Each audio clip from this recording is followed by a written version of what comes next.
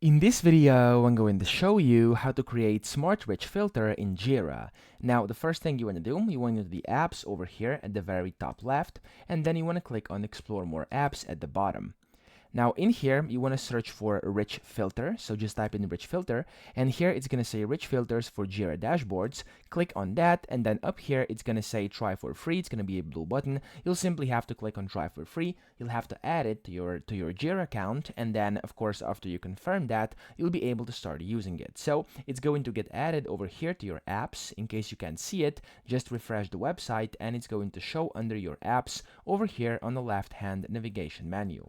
Click on Rich Filters, and to actually do this, you'll be able to see that it's going to load up these rich filters, and then you can click on Create Rich Filter over here, the blue button, and then you have to give it a name, so we're going to name it Tutorial, and then here, basically you just have to select for what you want to use this filter.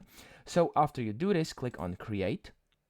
And after you create this, as you can see over here, you can then give it a description, administrators, you can see the base, Jira filter, etc. And then in here, you can then select and create and modify your static filters, your dynamic filters, smart filters over here as well, okay? So here, you want to click on create a smart filter, in case that's what you want to do. Again, you want to name it. I'm going to name it tutorial again, create.